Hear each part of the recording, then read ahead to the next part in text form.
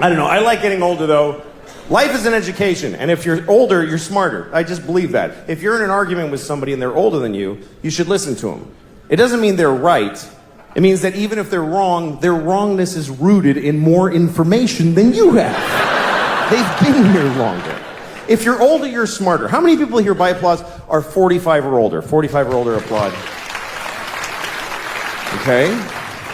That's about 60 people out of 2,400. Here's the interesting thing. There's way more. I can see you. There's so many more. This is Arizona. There are way more people in that demographic, but they didn't clap. Why? Because they're smart. They're sitting in the dark going, I don't have to clap. I don't have to do anything. They're not doing it.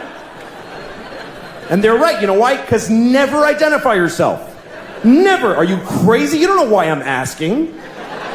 How do you know what I'm... Okay, burn them all. Burn everybody over 45. How do you know I'm not going to do that?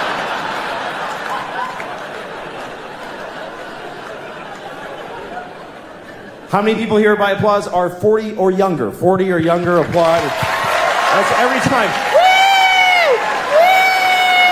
Woo! Every time. That is a weird thing to celebrate in a room where you're not the only people here. That's like going to a cancer ward. Not me. Woo! I don't have it. I don't have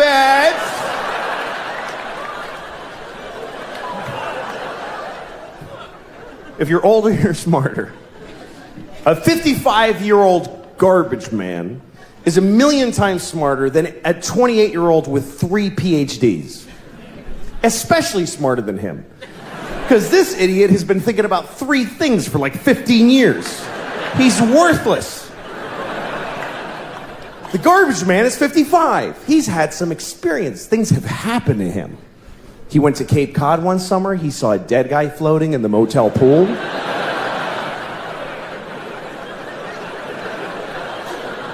He took a bus to Montreal.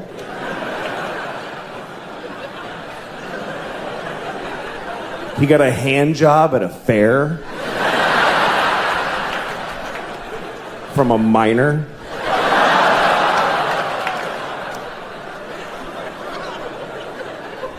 I mean a minor. Not a minor, a minor. You understand? A minor. A grown man who works in a mine with dirty hands jacked him off at a county fair. That's what I'm saying happened to the 55-year-old. You see? He's had some experience. He knows more.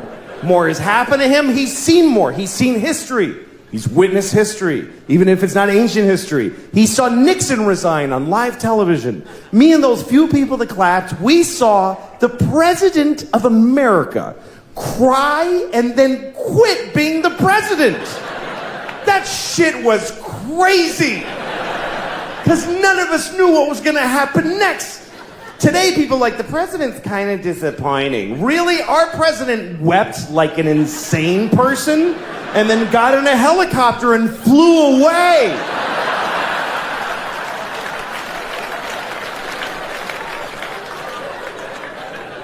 And the whole nation just watched him go.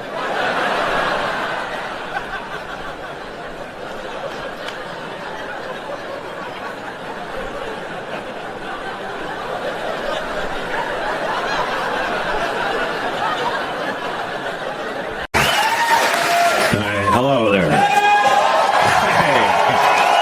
Okay. All right. I'm gonna talk to you for about an hour, and it's weird. It's weird what I do. Somebody asked me once if it takes confidence to. Nobody asked me, but I just want to talk about this. If it takes, it does take confidence to do this. It takes a not a general confidence, but a specific kind. You know, there's lots of kinds of confidence. There's personal confidence. I don't have much of that.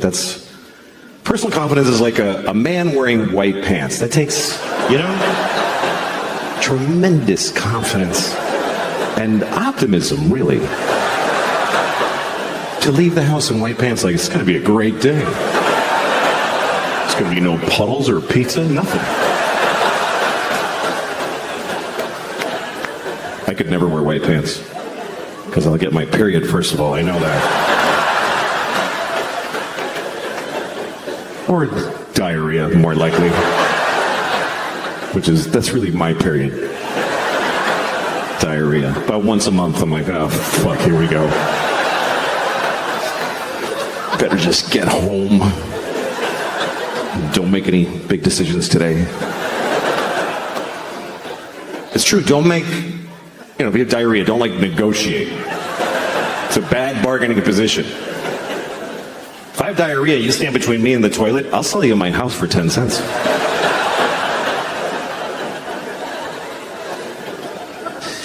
So that's one kind of confidence.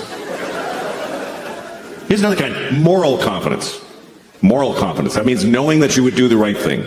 Knowing that you wouldn't do something wrong. Moral confidence. You can have that in your daily life, because a lot of your days are the same. But what if you were in another time? I would love to believe, I feel confident that I would not have had slaves. I wouldn't have done it. I wouldn't have done it. I wouldn't have had any. Even if I lived in 17 whatever, in Virginia, and all my neighbors had slaves, I would have been like, you guys are dicks.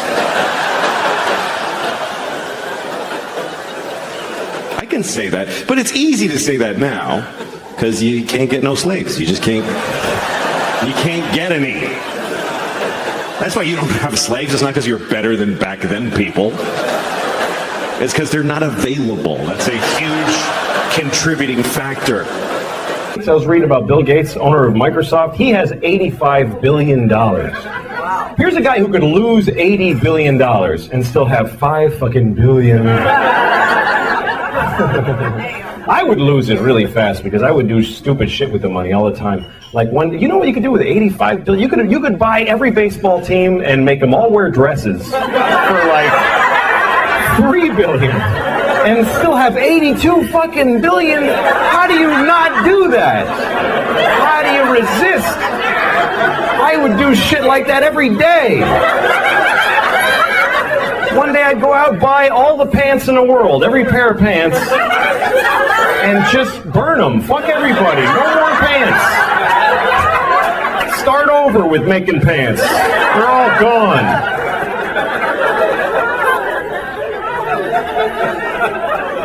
I think all the time about shit I would do with 85 billion though, man. You could pull shit that would last years for that. I always think about what I would do. I was thinking about this all day today because I'm a loser. I got nothing to do. I was thinking about how I would open a chain of pet food stores all over the country, and it would be called Shit-Ass Pet Fuckers. That would be the name of it. But it would be like Walmart, just huge Shit-Ass Pet Fuckers, big yellow sign. People working in there are rude to you. You walk in there like, get the fuck out of here, you idiot. They don't even let you come in. And if you get past that, dog food costs $1 million for 1 can. That's the price. Fuck you. You don't like it? Fucking screw. It's shit-ass pet fuckers. And also, if you come in, we'll fuck your pet. That's the rule. You don't even have to bring it. We'll find it and fuck it. That's the way it's gonna be. Nobody will ever spend a dime at shit-ass pet fuckers, but I will keep it open for years and decades and never close. Keep expanding like we're doing great. Open a new one every day next to another one. Just surround every Starbucks with 5 shit-ass pet fuckers all facing each other. Just to enjoy people going, what the fuck? Why doesn't it close? Jesus. That place sucks, man. That is the worst pet store. I'm not paying $1 million for a can of dog food. That's clearly overpriced. And they fuck your pets. That's not appropriate to fuck people's pets. Come on. But they've been open for 50 years now. Damn those shit-ass pet fucker people. I live in New York City, and it's okay there. I live in a nice building. I never lived in a nice place before. When I was growing up, I had no money. My mom didn't. Didn't matter. I was a child. But I'm not used to it because it's nice. There's like a pretty courtyard with flowers and a fountain with little marble boys pissing. I don't know. What is it with fountains Like, all fountain sculptors are pedophiles, basically. You can't get a fountain made without... Can you make me a fountain? Yes, I'll get started right away. Oh, yes! Yes! It's finished! And it's just little boys pissing on the face of a Greek god that looks like him a lot. Piss on me forever!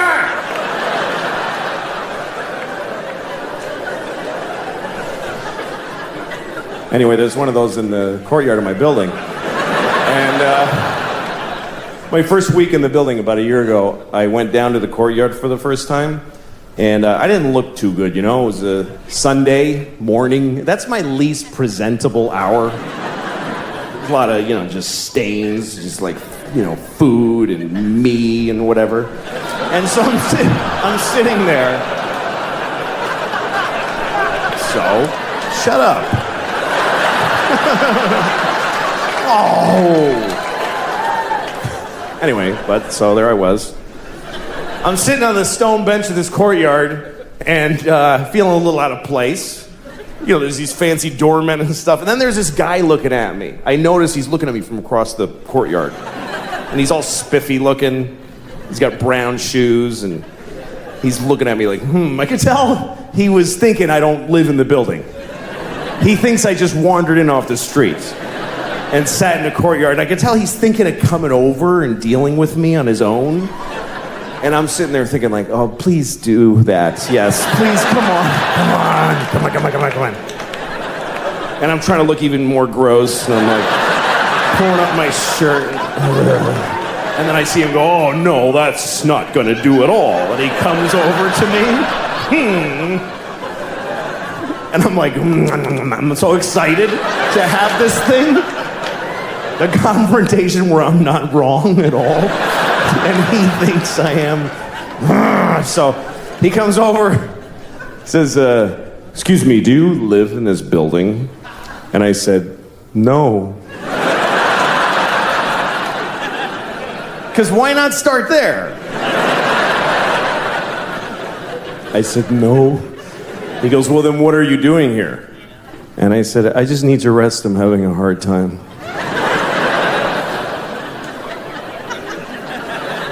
He says, this is private property. And I said, well, I don't really believe in that. Just the worst things I could say from his point of view is basically all the things I was saying. And he goes, well, if you don't leave, I'm going to talk to the doorman. I was like, can I just stay like 5 more hours? So he's, no, and he goes over to the doorman. And I see him talking about me to the doorman like this. And then I see the doorman going, oh, no, that guy lives here. That's okay.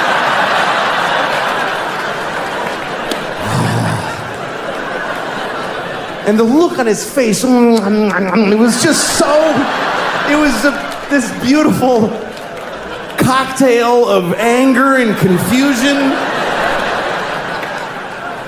It's like I had invented a new way to hurt somebody's feelings. That's how excited I was.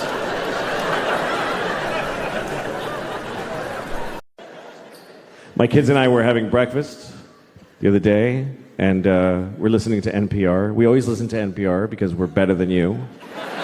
And so we're listening to NPR at breakfast the other morning, and there's this one story where they kept using this phrase. They kept saying 9/11 deniers. They kept saying that. 9/11 deniers. And my daughter was like, what is that? And I said, well, it's a group of people that think September 11th was a conspiracy. And she said, oh, I thought they were saying 9/11 deniers.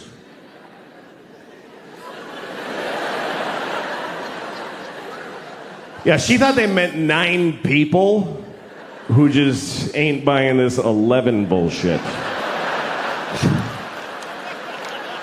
Just a small fringe group, really. There's only 9 of them. But they still got on NPR, they got on the radio because they're dedicated. They protest every day. They're the 9/11 deniers. They're outside of the White House. It goes 10, 12, 13. We are the 9/11 deniers. We know that 11 is a bullshit number propagated on the people by the man. Why do we have 11 when we have 13 and 14 and 15 and 16, 17, motherfucking 18 and 19, but we do not have a one team? What happened to one team? The government took one team and replaced it with some bullshit called 11. We are the 9 that deny that shit. Mr. President, give us back one team.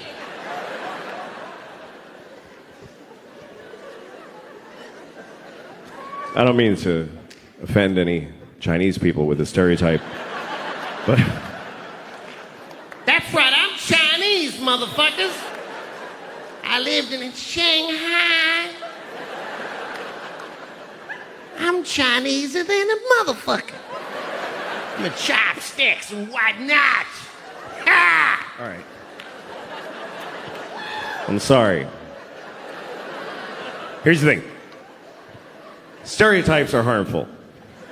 That's the truth. But the voices are funny.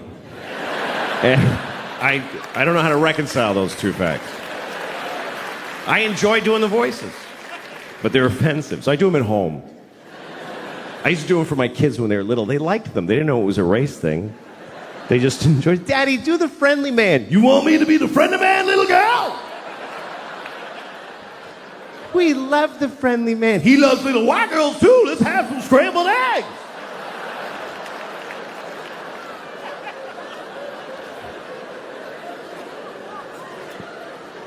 And then they grew up and I was like, don't talk about the friendly man. Maybe don't talk to your teachers about them.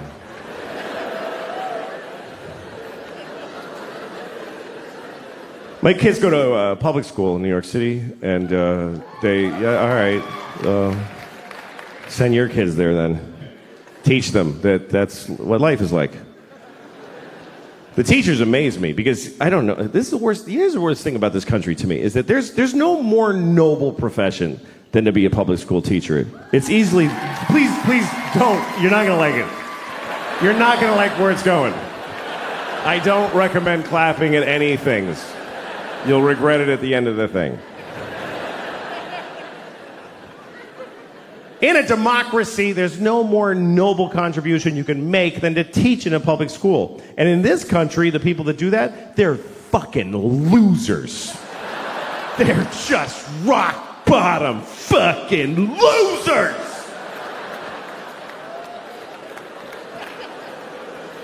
And everybody knows it, but they keep doing it.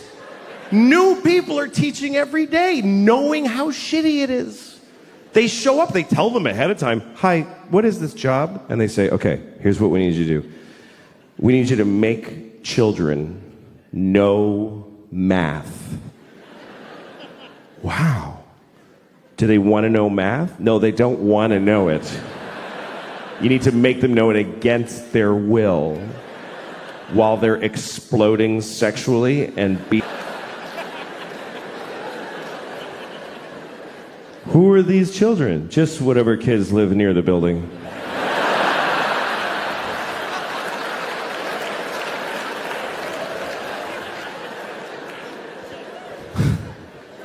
How much do I get paid? About $10 every 4 years. What if I get really good at it? What happens? Nothing. Nothing happens. Nobody notices, and you get fired, and you die alone. Okay, I'll try it for 25 years. My daughter's learning about Greek mythology, and she was asking me questions about it. She was like, Daddy, who's Achilles' mother? I said, I don't fucking know. Don't ask me that shit. I don't know who Achilles' mother is. Don't yell it out if you know it, please. It's Camp Amputees. Nobody cares what you know. She had a question about Achilles, and it was an interesting question, and I'll tell it to you. But first, the story of Achilles, real quick. Achilles was a baby. He was a Greek baby, and he didn't stay that way. But when he was a Greek baby, his mother, who was a goddess, took him into the river Styx, which is at Hades, the land of the dead, and she dipped him in the water of the river Styx because there was a magical quality to that water that it would make you impervious of any harm. You couldn't be hurt. It was like a shield, right? So she dipped him in that water to protect him. But she held him by the heel. That's the important detail. Held him by the heel, which is an awkward way to hold a baby. By the heel. Try holding a baby by the heel and dipping it in a river. You will never see that baby again. I lose the baby in the water. I was trying to wash him and he fell in the river. I'm sorry, Mr. Achilles, I lose your baby. You told me to hold him by the heel. He sleep. Achilles' mother's a Mexican nanny. It's a lesser-known character in the Iliad. Anyway, his mother, she was able to hold on, of course, because she was a goddess. She was the goddess of grip or whatever, I don't know. And she held on, and then he was protected, except on his heel. His heel was not protected, and so that's what we call your Achilles heel, your one vulnerable place. Everybody's got their Achilles heel. Achilles' Achilles heel was his heel. Like literally.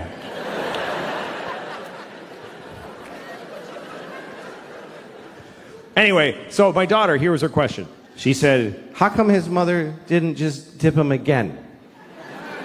She could have just dipped him one more time with the other leg in there. Did she just like you're like a sign that says one dip per goddess? Did you ever color an Easter egg? It's not that complicated. You dip it, and then you hold it differently and dip it again. Smart kid. I was proud of her. But at the same time, I thought, who the fuck are you to judge this woman? It bothered me. Because here's what the story of Achilles teaches me, is that if you're a parent, it's never enough what you do for these motherfuckers. It's just never enough. It's still gonna be your fault. How much more do you want from a mother? She dipped her kid in magic water and protected 99% of his body. Is any of it up to him? He could have just wore a big shoe and be careful. But he goes out in sandals, fucking flip-flops, and a sword and fights the whole planet. I'm Achilles because my mother dipped me. Finally, somebody got him in the heel, and he's like, Mom! Thanks a lot, Mom! Dip my heel. She's so stupid, she ruined it. Fuck you, Achilles, you Greek dick.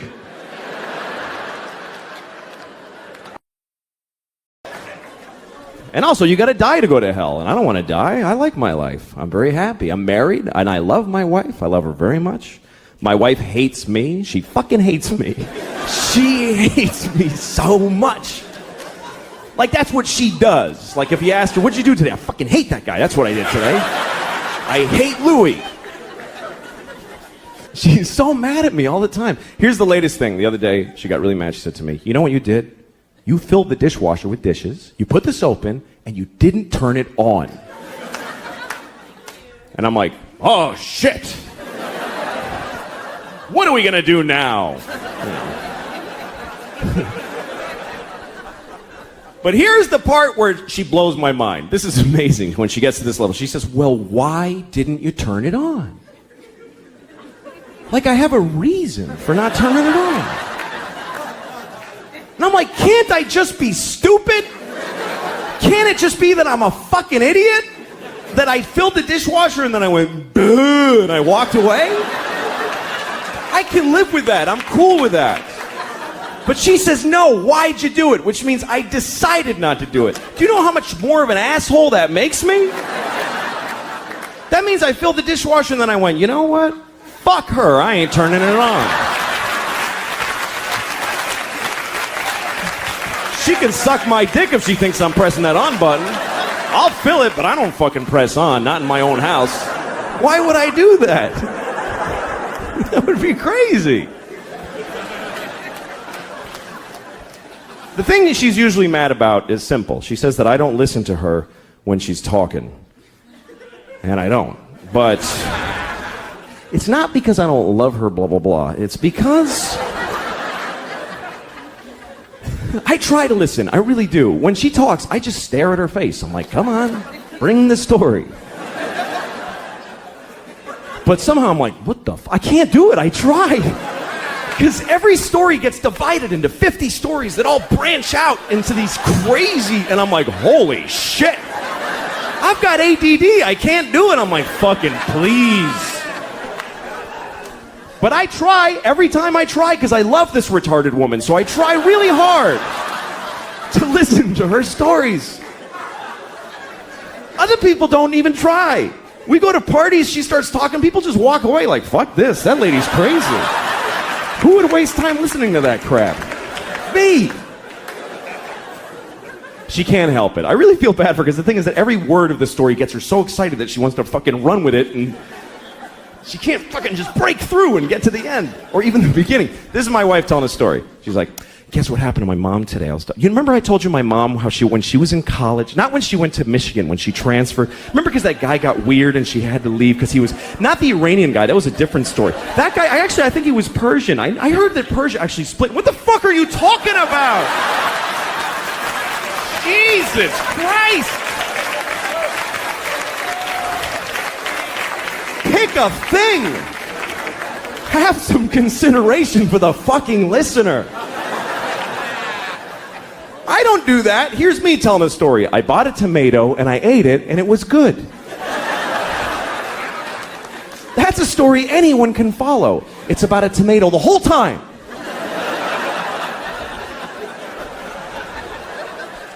I like being married, though. I do. I really like it. I seriously do. We were having sex, my wife and I, a couple of weeks ago, which is amazing that we did that because we never have sex.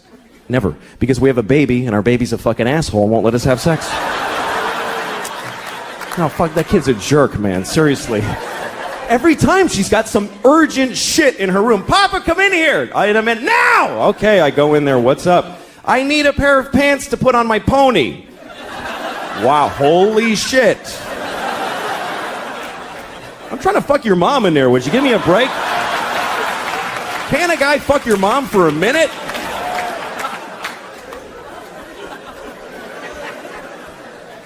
There is no sex, man. I had no idea that marriage just means no sex. No, none, fucking none. I have friends that are thinking of getting married, and they say funny shit like, hey, you know, I don't know if I could do it, because I don't know if I could have sex with one woman for the rest of my life. I'm like, don't worry about that shit. You're going to have sex with 0 women for the rest of your life. That's a lot less than one woman. Who the fuck do you think you are? Where'd you get that fantasy? I'd love to have sex with one woman for the rest of my life. Any one woman. Big, fat, dead lady with a beard, I'd fuck her every day. I'd be proud to have her. I love my daughter. It's a lot of responsibility that you never think about, though. Like, you got to name your kid. That's a big deal right there. And you know what's amazing to me? You can name your kid anything you want. Isn't that incredible? There are no laws. There should be a couple of laws. None. You can literally name your kid anything. You can name your kid a name with no vowels if you want, like Singleton.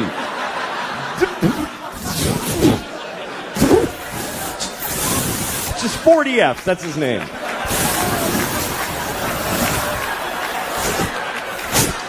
Go clean your room.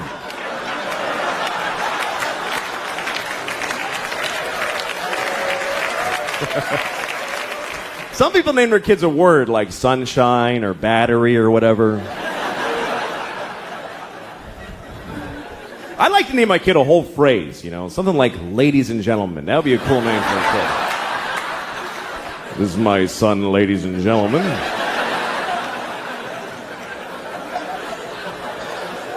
Then when he gets out of hand, I get to go, ladies and gentlemen, please!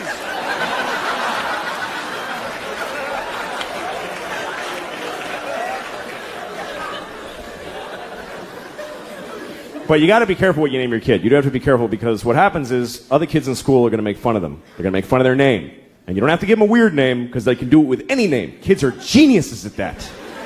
Any name, they take it, they go Louie Screwy, Joey Blowy, Mike, your mother's a dyke, whatever. They find a way, these kids. Any name, what's your name? Eric, you fucking asshole. See, just like that. Lightning speed these kids got. What's your name? Joe, eat a bag of shit, cunt face. You see, just like that. It's pretty good. And I've wasted a lot of time just being angry at people I don't know. You know, it's amazing how nasty we can get as people, depending on the situation. Like, most people are okay, as long as they're okay. But if you put people in certain contexts, they just change. Like, when I'm in my car, I have a different set of values. I am the worst person I can be when I'm behind the wheel, which is when I'm at my most dangerous. When you're driving, that's when you need to be the most compassionate and responsible of any other time in your life, because you are fucking driving a weapon amongst weapons. And yet it's the worst people get. And I am the worst. One time I was driving, and there was a guy ahead of me, and he kind of, I don't know, he sort of drifted into my lane for a second. And this came out of my mouth. I said, worthless piece of shit.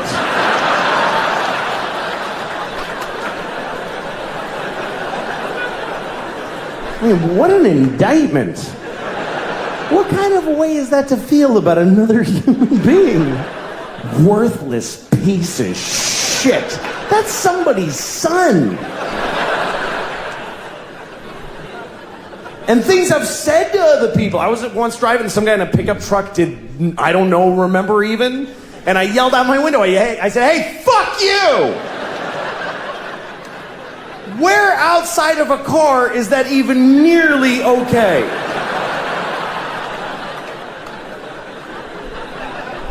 If you were in an elevator, and you were like right next to a person's body, and whatever, like he leaned into you a little bit, would you ever turn right to their face and go, hey, fuck you?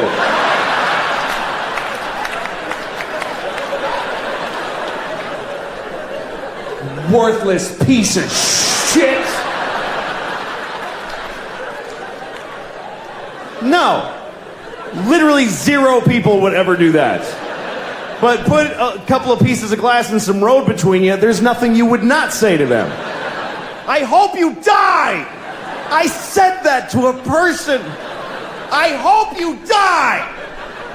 Why? Because you made me go like this for half a second of my life.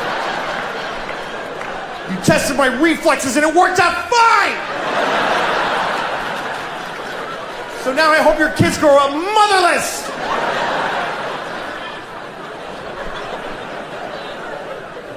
I mean, what am I capable of? I'd like to think that I'm a nice person, but I don't know, man. You ever flush a pet down the toilet?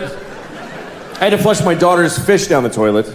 I came home, the fish was dead. She wasn't home from school yet, so I just flushed the fish. And that's a weird moment too, because fish live in water. So you put it in the toilet, floats to the bottom, like, yeah, he's dead. And then you flush and it looks like he goes, wait a second, oh, shit! I was taking a nap, Jesus! You gotta be in constant motion, you gotta be respect in this house.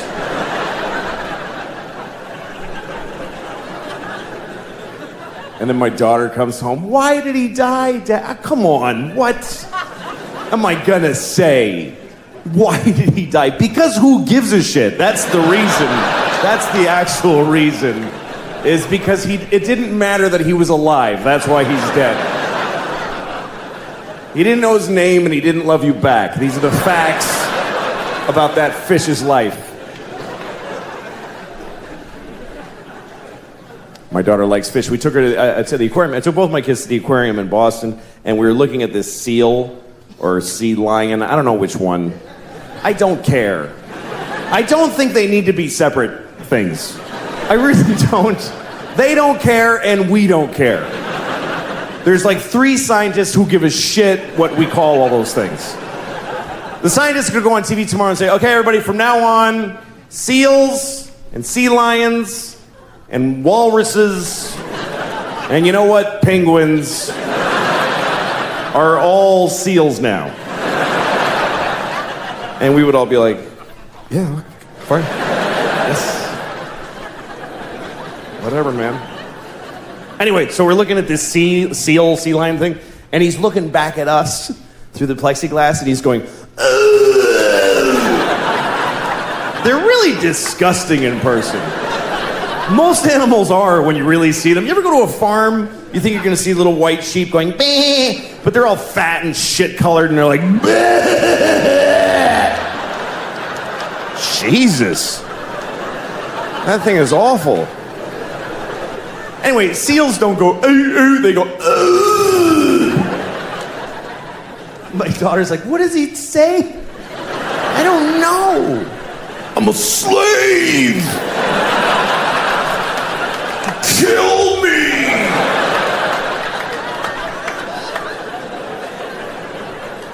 God, you never say that. Oh my God. No, I'm gonna go if you can't. Seriously.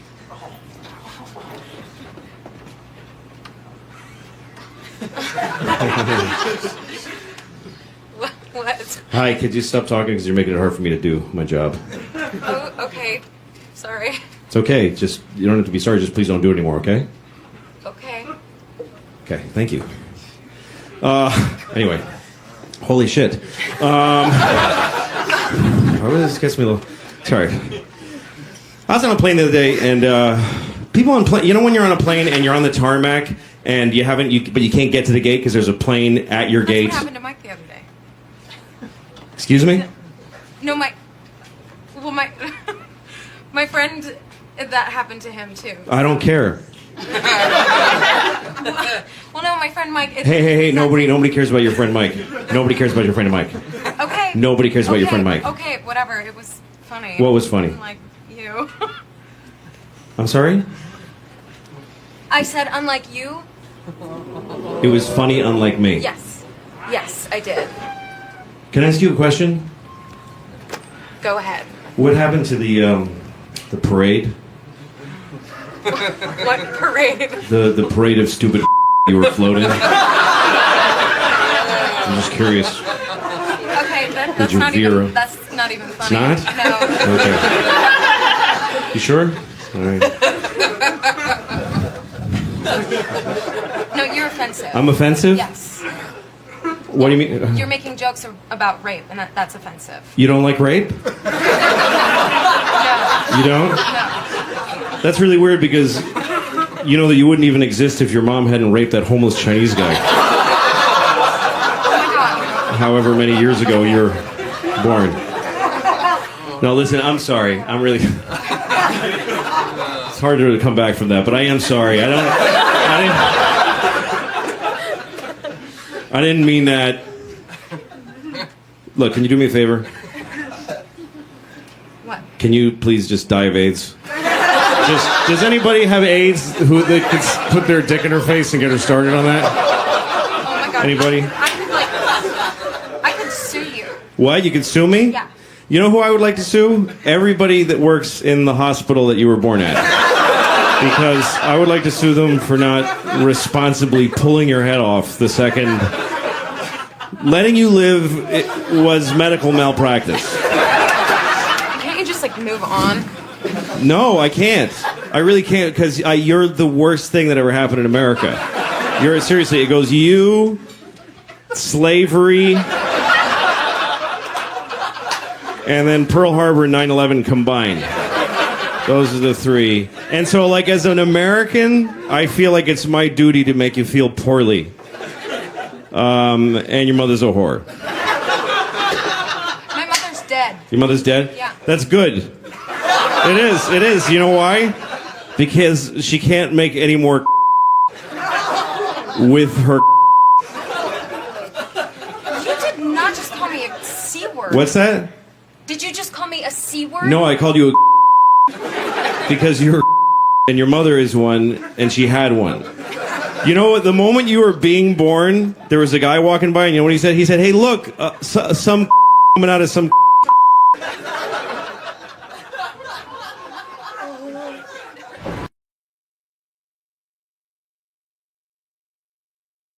Everybody, hello. Nice to be here. How are you doing? Good. Good. Nice to be here. I'm broke. Anybody else broke? You ever get so broke that the bank starts charging you money for not having enough money? That's fucking broke, man. Bank called me up. They're like, "Hi, we're calling because you don't have enough money." I'm like, "I know." She's like, "Sir, you have insufficient funds." Well, that's a good way to put it too. I agree with that. I find my funds to be grossly insufficient. Thanks for calling. Why are you mad at me? I don't understand what. How is this something I'm doing to you? She's like, "Sir, you only have $20. That's not enough. You can't only have $20. I'm like, "Look, I'm not being broke just to fuck with you. I just really don't have any money. I'm not trying to be a dick. My life is shitty."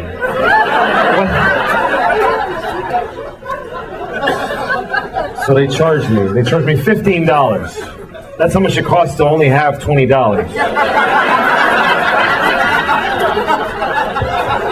But here's the fucked up part. Now I only have $5.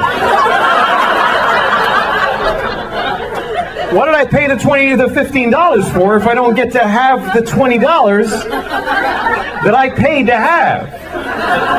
I paid the fucking money. Where's my $20? That's like going to the movies. You buy your ticket and they go, "Get the fuck out of here. Go home." But I paid for the movie. No, you paid for a ticket, motherfucker. You didn't pay for a movie.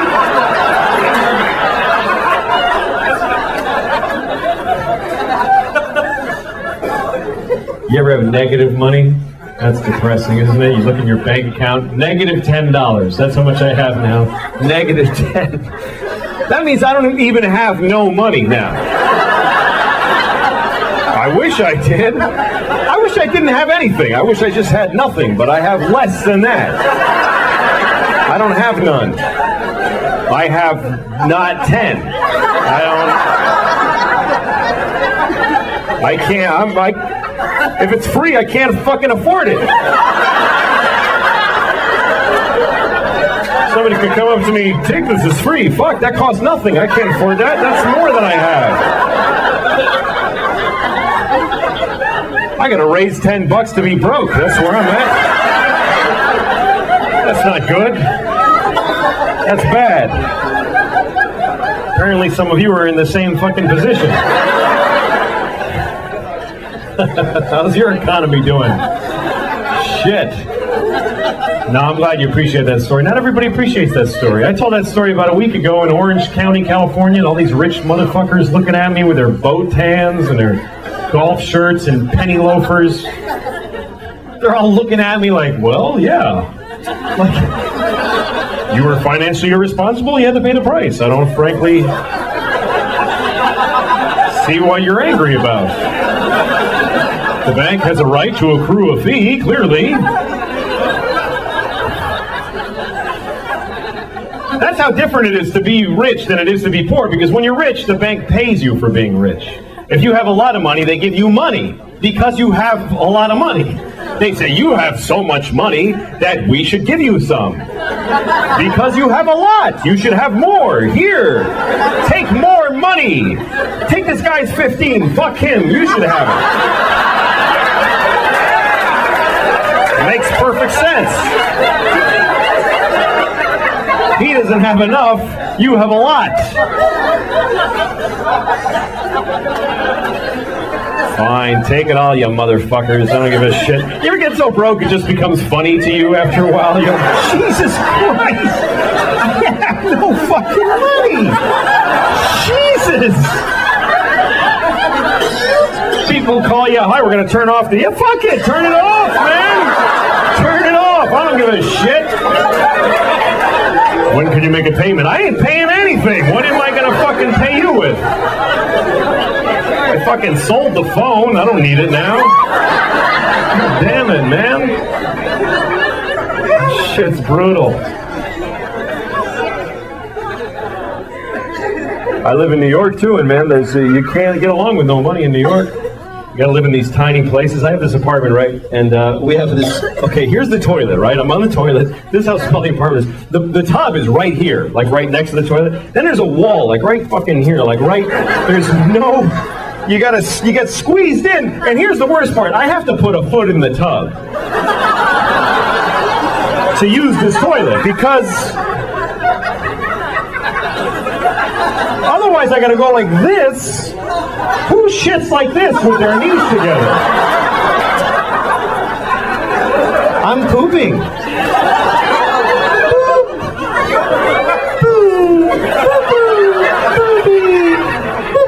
No, you gotta fucking dig in. You gotta get into it. And in order to achieve this position, I have to put a foot in the tub. Now try putting a foot in the tub when your pants are at your ankles. You can't. They both want to go, right? So I have to take off the whole pant leg, which means I have to take a shoe off every time I take a shit. Every time. And sometimes that's okay, but a lot of times it fucking isn't okay. Sometimes I didn't plan effectively, and I'm 10 blocks from my house, and I've got to shit. You know when you can't run because you'll bounce it out, so you got to kind of glide, and you're going, come on! God damn it! And you stop occasionally. Fuck. Come on, man. God. Okay, I'm gonna make it. And I always get to this point where, like, I'm gonna make it. I'm fucking fine. I'm fine. Mind over matter. I'm gonna make it. And then I see my house. I just see it. And my eyes tell the rest of me, fuck it, man. Let go. We're here. There's no need to hold on anymore. We've made it. Because my eyes are fucking retarded, and they don't know the difference between the outside and the inside of my house.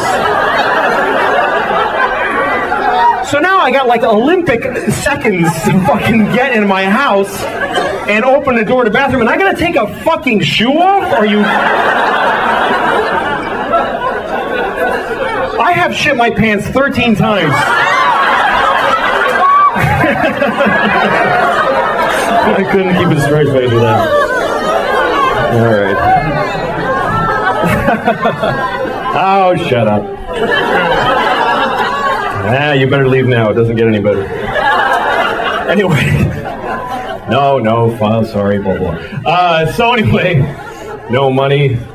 I guess I'm white trash officially, and white trash is a very funny expression to me because it's the only racial expression you can use, and no one gets offended. Nobody gives a shit when you say white trash. Nobody gets all quiet like, hey man, why are you talking like that? That's not cool. Nobody defends white trash. You can be talking to the most liberal hippie in the world. You go, hey, I saw this guy, he was white trash. He'll go, ha ha, fuck that guy. White trash piece of shit. Let's laugh at him because he's poor and he's starving to death. Fucking loser. He lives in a trailer because he can't afford a house. Let's go shit right in his face right now. That's why they're funny to us, because they're fucking poor. He wears stupid clothes because they're fucking free so he can eat. Ha fucking ha! Man, it's depressing in this country. You ever drive through whole towns where everybody's life is shit in the whole town? Everybody's just standing in front of their house like...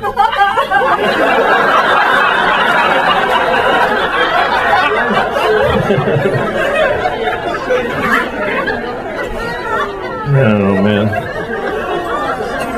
This is a weird election, too. People got weird, man. I was driving through this town in upstate New York. This guy's standing there with a sign that says, honk if you love America. Now, I love America, but I'm looking at this guy and I'm thinking, What the fuck are you doing, man? This is your day? You're gonna stand at this red light with this fucking sign? What is wrong with you? And he's looking at me because he's angry that I haven't honked yet. And now he's trying to intimidate me. He's like, fucking honk, motherfucker! Honk! And then I decide, you know what, I'm not honking. And you know why? Because fuck this guy, that's why. He doesn't get to decide this rule for the whole fucking intersection. Just because he's got a magic marker and no job, now I have to honk? Or otherwise I'm a fucking commie? Fuck him. What if I go up to him with a t-shirt that says, lick my balls if you love Jesus? Come on, man, you gotta do it. You gotta do it. What are you, a Jew? Lick him!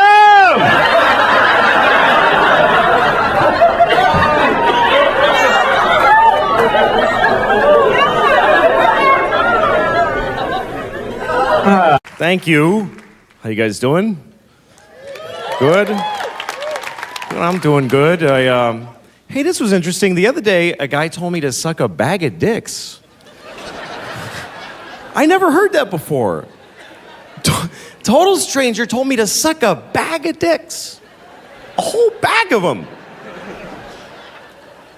He was angry. He didn't just, like a greeting, suck a bag of dicks, like a, oh, suck a bag of dicks to you too. No, he was, here's what happened. I cut a guy off in traffic because I was in a hurry and he's not me, so I don't give a shit about him, so I cut him off. And so he was angry, and we're at the next red light, and he's like, fuck you! And he starts going like this because he wants me to roll my window down, like I'm supposed to take part in my own abuse and help. Oh yeah, I don't want to miss this. What do you have to say about me there? So I rolled it down because I'm interested, and he yells, hey, suck a bag of dicks! And then he drove away. And I was kind of sad that he drove away because I had a lot of questions about that concept of sucking a bag of... First of all, when you picture a bag of dicks, what do you see? What does a bag of dicks look like? Is it like a plastic bag and they're all mushed in together like chicken parts and the date's written on with Sharpie? You keep them in the freezer like that? Or is it like a paper bag and they're sticking out like baguettes, kind of like you... Bringing home the groceries, nice bag of dicks for the family. Here you go, Susie, take a blue one. And how do you suck a bag of dicks? Do I take the bag and suck the bag itself? Or am I supposed to take them out and suck each dick individually and throw the used ones in a bowl like edamame shells? What are the... Do I have to make them all come? There's a lot of questions.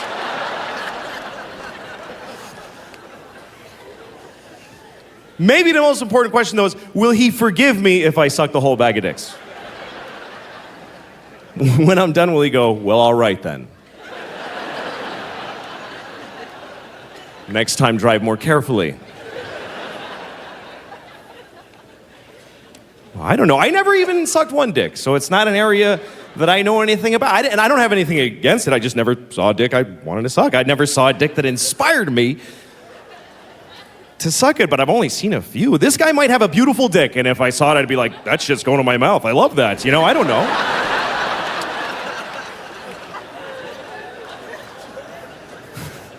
The only thing I know about sucking dicks is that my wife does not do it. And I understand it, because who wants to blow your husband? Who would want it? What a thankless bummer job to blow a guy you fucking are married to. Nobody wants to blow you want to blow your date. You want to blow a guy you've been dating and he's mysterious. You suck his cock, you go home. That's the proper context. Who wants to blow a guy and then go to IQ with him all day? That's not fun to do that. Do his shitty laundry and he comes out of the bed, all right, you suck my dick now. Oh yes, I'm dying to suck your smelly dick for the 1,000th time with no reward whatsoever. Yeah, I'm dying to do that. My wife gave me a hand job the other day, and I think it was probably the saddest thing that ever happened in America, that hand job. There should be a fucking benefit for that hand job. Seriously, here's what happened. My wife and I were home. The baby's asleep in our bed upstairs. The 4-year-old is wherever the fuck she goes all day. And my wife and I are sitting on the couch, just fucking married on the couch, you know? And the thing is, here's with sex for guys, it's just release. We just need it. We need to come. That's all. For women, it's spiritual. They get into it. They shiver and then they lie on their side and cry after and all that. But for us, it's just something we need to do so we won't murder people. That's all it is. It's just maintenance. But so, we're sitting on the couch and my wife starts to get that alarm bell, like, I guess we're all gonna be in the paper tomorrow if I don't help him out. And she says to me,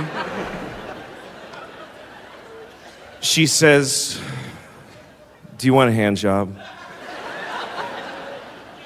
And I'm like, yeah, that sounds awesome. So we go up to the baby's room because it's the only empty room in the house. And hey, fuck you, I paid a rent. I'll shit on her bed if I want to, okay? Let me have a hand. She won't jerk me off in the living room. There's too much nice stuff I'm not allowed to come on. She starts pointing my dick away from things into my belly button. Make it go back in. All right, so I'm laying on the floor in my daughter's room, looking up at a mobile of bears dangling over my head. And my wife is just sitting there in her bathrobe fucking...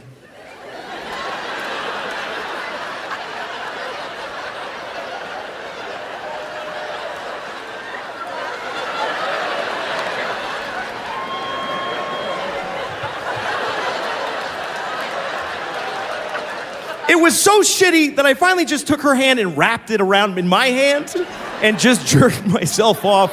That has to be the lowest form of sex that's even fucking possible, to be jerking myself off with my tired wife's hand. She might as well be dead, seriously. Like, I came home, found her dead, and fuck it, I'm getting one more before I call the police. One more time, that's all. Thank you very much, everybody. Good night. Thank you. I'm taking this.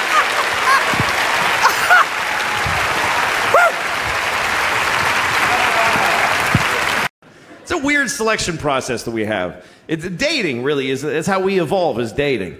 It's how we choose each other. And dating is a real drag for a lot of people, but I always think it's a nice thing. You know, when I see a date, I'm always happy. When I see a couple on a date, because it means people are still trying, you know? You see a couple on a date, it means there's still courage out there. That takes courage to go on a date, for both sides.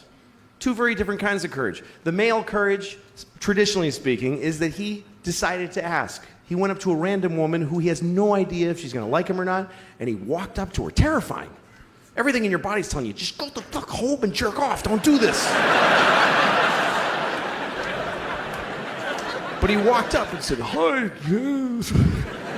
And she's like, no, give me a second. And you try to get through this membrane of, you know, and then if it works and you say, you want to go out sometime? Sometimes she'll say yes. And if she says yes, that's her courage. And the courage it takes for a woman to say yes is beyond anything I can imagine. A woman saying yes to a date with a man is literally insane and ill-advised.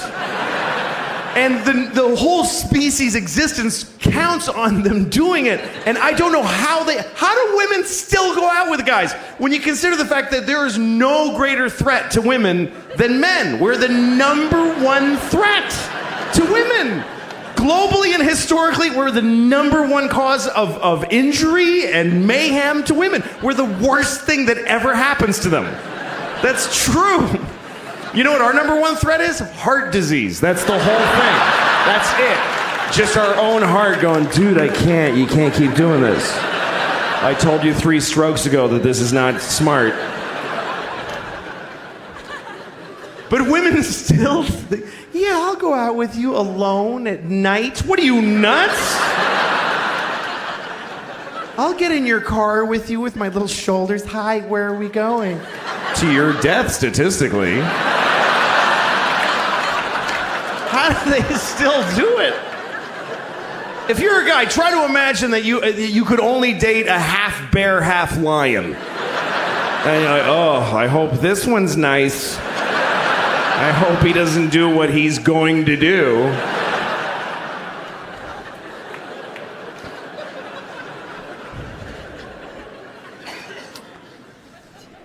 I love when I see a date. You know, you see a date, you can tell it's the first date because the way they're walking together, and she's looking up at his face, trying to figure him out, and he's just a mess.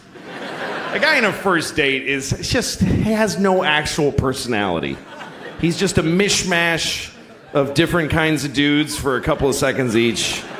Just anything. No cohesive, just like a ransom note cut out of a lot of magazines.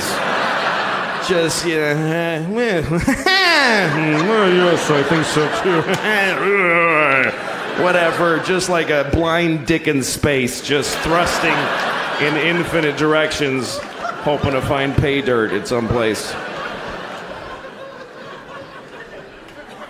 And then sometimes you see a date that's later down the line and something has happened. There's something that happens in a date that I never get to witness because women do this. They get to do it inside. They get to just decide quietly, I'm going to let him fuck me. They just get to decide. Something he says and she's like, that was good. He's going to fuck me later. And he has no idea. He's still like trying all this shit. He still has no idea. He's already in there. Overweight people deal with things that none of us deal with, because I'm not overweight. There's people who are discriminated against because of their weight. I read a story once about a woman who's 600 pounds, and she couldn't get medical care. Because everything she goes to the doctor, he just says it's because she's fat. Everything. She's like, my knees hurt. He's like, yeah, my knees hurt just looking at you. What did you think was going to happen? She's like, I have chest pains. He says, yeah, because your organs are over capacity, so they're hurting. She's like, I got shot in the head. He's like, yeah, because you're fucking fat. Somebody shot you in the fucking head because you're fat. Here's the worst part of the story, and this is true. This is true. She needed an MRI because she had something serious. She's 600 pounds. She doesn't fit in the machine. You know what they did? They sent her to the zoo. I'm not kidding. They sent her to the fucking zoo. That's what we do for fat people who need an MRI. Hey, here's your prescription. Go to the zoo. Yeah, that's where you should go. You should go to the zoo. By the way, you know how many fat people we have in this country? About 600 trillion billion thousands of them. You know how many trans people there are? About 38. But if you're trans and you need a restroom and it's awkward, we'll change every restroom. But if you're fat and you need an MRI, you go to the zoo, you fat bitch. Just go to the zoo. You go experience that today. What happens when she gets to the zoo? What actually fucking happens when she arrives at the zoo? Are you here to see the monkeys? No, I'm here for an MRI. Oh, shit. All right. Yeah. Uh-huh. Okay, just stand in the straw over here. Yeah. You're after the walrus who has lymphoma. By the way, why is there an MRI machine at the fucking zoo? Who was developing that instead of a fat human being MRI? Who's paying for this shit? You don't give an elephant a fucking magnetic resonance image test. What are you, fucking high? That's obscene. If an elephant is sick, you just listen. You do this thing. Misa thinks she's gonna die today.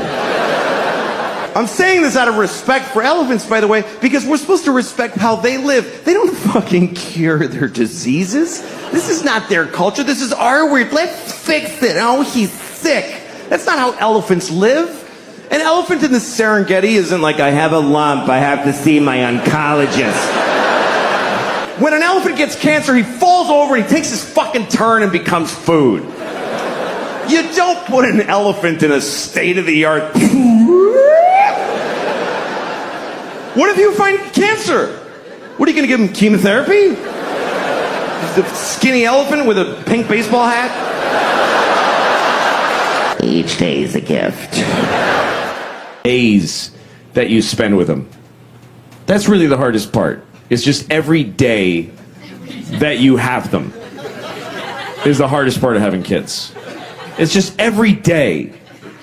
It's getting up at 6 o'clock in the morning, which, first of all, I'm not that guy. 6 o'clock in the morning. I have blown off entire careers because of one day I didn't want to get out of bed. Like, oh, I'll just not be that then. I have to, first of all, I got to get them dressed. That's number one, because that's the one that people will notice. That's the only one. If that's the only one that I get done, I'll be okay. Because I can't, if I show up with two naked kids, I'll go to jail. So I have to, but I can not feed them. They're fine. I ate. They're just a little tired. It's fine. And then I got to get them to school, which means walking. The older one goes to kindergarten. It's third grade. Jesus Christ. I just said kindergarten. And she's in third grade. You know what's even worse? She's not. She's in second grade.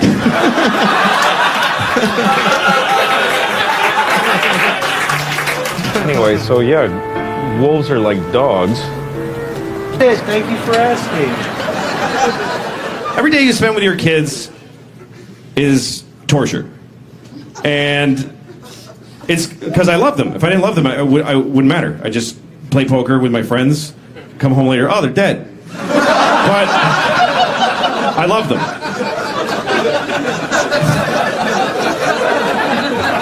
I wiped my daughter's ass for the last time on May 13th of 2008. And I remember this moment because it was a big moment in my life. Because when you have children, they start as babies and they shit all over the place. But then finally they can use a toilet, but they can't wipe their ass. So you have to wipe their ass. That's the last thing you do for your kid. It's like an intimate bathroom thing, is wipe their ass. And one day it stops. And I remember the day. I said the date, but I don't remember it now because I'm lying. Because I had always wiped her ass all that time, and it's just a thing you do. I didn't even think about it. I said, Daddy, I need a wipe! And then I come in, I'm on the phone, like, yeah, okay. Anyway, so I wiped her ass one day, and she said, thank you very much, Daddy. And I was like, that was a little too eloquent. A thank you for somebody who I just wiped shit out of her asshole. I want to hear like, thank you, Dada. I don't want to hear like, that was very gracious of you, Father.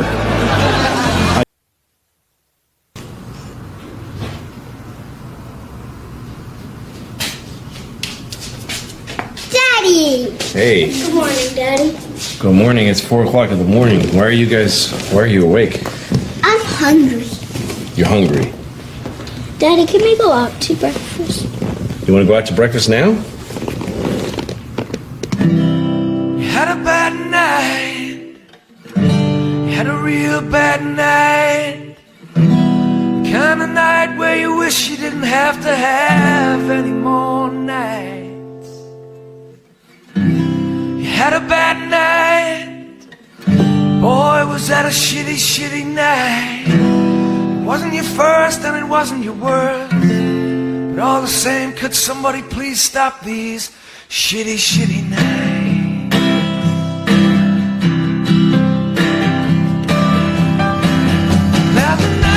Over, bring back the sky. The whiskey is gone and the calm is dry. There was a time when all we do was sit on the floor and get real high. That don't work, you can't say goodbye. You're too young to die, you're too old to cry. The ones who see the bad nights.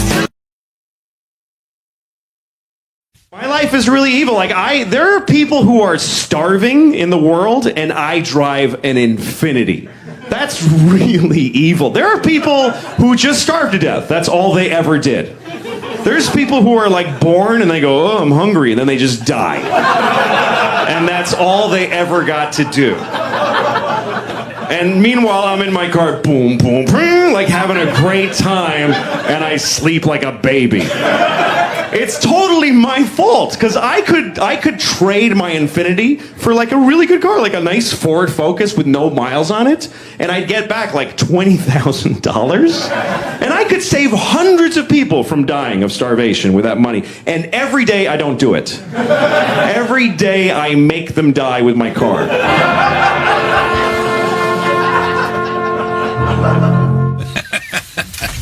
When was that? You know? That was 2010, I guess. Yeah. That was the first year of the show. I think that was from the pilot. I think that was maybe from the pilot. Yeah, 2009, 10, something like that. Chris Rock told you, make specials a masterpiece. Yeah, you try to. Yeah, because they have longevity. That you don't want to make them something that's always almost a sculpturing thing that we've talked about. Yeah. Specials are something. It's to me. I used to describe it like the way they make samurai swords, or used to. Yeah. That they bang it and then fold it and then bang it again, and then they fold it and keep banging it. So they pound on it, and they fold it so that they're squeezing out all the oxygen that's in the. You know what I mean? Just keep making it perfect. So every time you think I've got an hour. No, you don't. Write another hour and then fold it into that one and then get rid of all the impurities and all the bad stuff and then keep doing that. I had a lot of process I used to do, like everything that was my your big closing bit. Yeah. Your closing bit can make you very sluggish, kind of lazy, because about 20 minutes into your set, you're like, it's a 60-minute set usually, or maybe 90. Yeah. So like 20 minutes in, you're now 20 minutes away from your big 20-minute closer, which is not going to fail. Close is 20 minutes? Well, if you got a really good, strong one. Right. So 20 minutes in, you're like, I can coast for 20 minutes because I got this thing. So I started making life hard for myself by opening with the closer. Like, let's open with the hardest material. And then now I'm in a much worse shape. Then you got a long way to go. Yeah, then I have to follow it. I have to follow my toughest material with stuff that's pretty weak, and I have no closer. I have nothing to depend on. There's just an open wound at the end. So, but if I did that, then this bit would just, through need, it would cauterize and become the closer. And then you put that at the beginning, and you keep doing that until you have, hopefully, 90 minutes of closing bits, where you could just flop them out and it doesn't matter what order. That ought to be a prescription for everybody, to be able to take a hard look and make sure you're not coasting and turn it upside down. Somebody. And at the time, I was a writer for the Conan O'Brien show, and I had written there for 2 years, and I was burnt out, and I didn't want to do it anymore. So I went to the head writer, and I said, I have to quit because I think I'm going to have a nervous breakdown. And he said, take 2 weeks off, and we'll pay you for the 2 weeks. And I said, okay, I'll do that. So I had nowhere to go, and I thought, maybe I'll go to Russia. I really don't know why. I can't really explain any decisions I made then. Because I have children now, so you don't have to search when you have children. You're not like, oh, what could I do to enhance my life? You're just sort of compelled to do whatever comes at you at a certain age in life. But I was in my 20s, I had no wife, nothing, I had no girlfriend even. I just was this guy, and I had money from a TV job, and so I just said, I'm going to go to Russia, because when I was a kid, I used to read Russian novels, and I loved them, and I would open all the windows so I would be cold, and I wanted to be cold like they were. So I just decided I'm going to go. And also somebody told me that the wall had just come down in the Soviet Union, and that Russia was a really crazy place at the time. So I said, I'm going to go there. I speak no Russian. I can't even look at the alphabet and understand what I'm looking at. There's no place more foreign to me than Russia. So I went. I went to Moscow, which is, when you land in Moscow, it's just forest, and there's a city in the middle of just forest. It's terrifying. And as the plane goes down, you're like, no, I didn't want to really do this. And the whole time there, I couldn't fend for myself. It was already a country that was just broken in pieces. And the weirdest things happened to me there, and they just became normal after a while. Like I was in a restaurant, and a waiter came up to me, not my waiter, and he said, Coca-Cola? And I said, uh-huh. He said, Coca-Cola, and I said, sure. I don't drink Coca-Cola, but I had learned by that point to just do what they're asking you to do. Sure. So he went to the kitchen and he got a Coke in a can, and he handed it to me, and he said, $5. Because only dollars were worth anything there.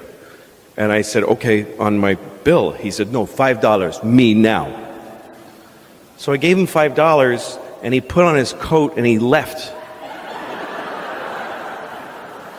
He just sold me a Coke on the side, and then quit his job.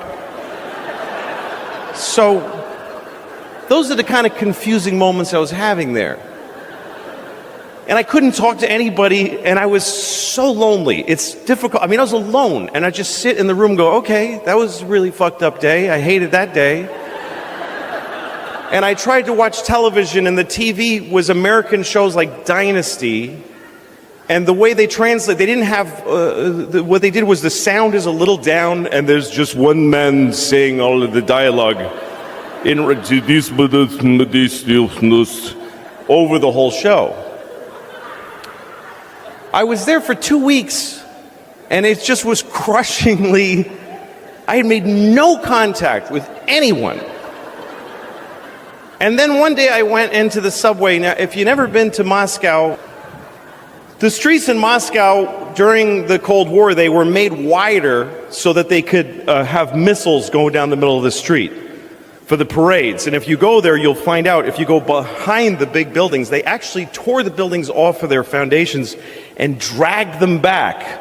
And a lot of the bigger buildings in Moscow, in the back, they're being held up by like bricks. It's really unnerving how unsafe the whole city is. So the streets are very wide, and you can't cross the street on a green light. You'll never make it. So they made tunnels so you can go under, and those are connected to the subway. And the subway in Moscow, you go down in an escalator and you keep going until you think, it just keeps going.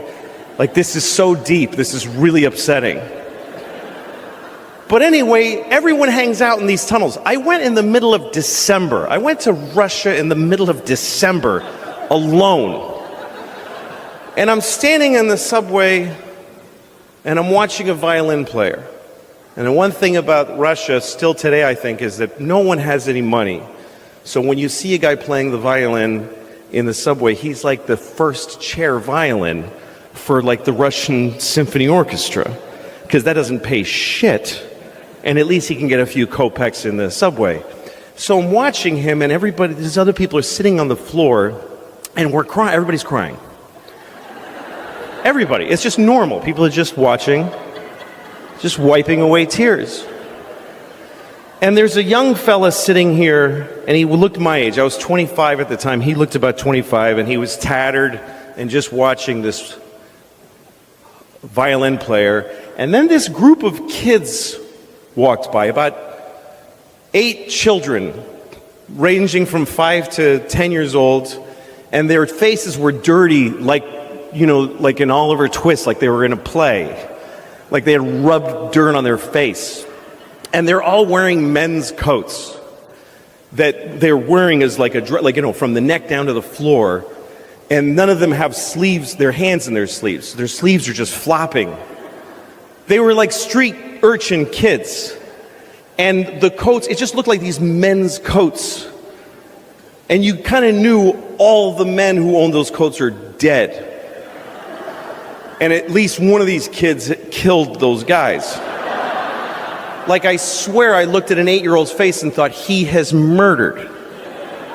And that's what they looked like, just tough little kids. And I'd seen them before in Moscow. They work in groups.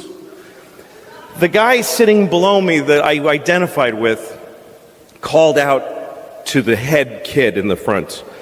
I don't speak Russian, so I just knew he was going, he's appealing to him. He needed something. And the kid with his hands in his sleeve looked at him suspiciously and said, like, what the fuck, why, what do you want from me? And the guy went, explaining himself, and he showed that his shoe had come apart. And he showed that his shoe was like a flap, and he showed the kid, and he showed him his shoe, and the kid shrugged and said, like, okay. And the kid's hand appeared from out of the sleeve, and there was a tube of shoe glue in his hand. He didn't rummage for it, it was already there. And he handed it to the guy, and the guy fixed his shoe with the glue, gave it back and just did. And then the kid from his other hand had a paper bag, and he put the glue in, and he huffed it, and his eyes rolled back, and he got high. And then the group kept going, and I couldn't believe what I just saw. That the misery in this country at that time was so calculable and so predictable that this guy thought, my shoe's broken. Oh, there's a child. He's sure to have some glue in his hand because the state of our nation is so wretched. And I looked, and he looked at me, and I was startled, and then he laughed, and I laughed. And he's the only person I had any contact with in the whole of the Soviet Union. And I realized this is why I came here, to find out how bad life gets, and that when it's this bad, it's still fucking funny. That's all I got. Thank you.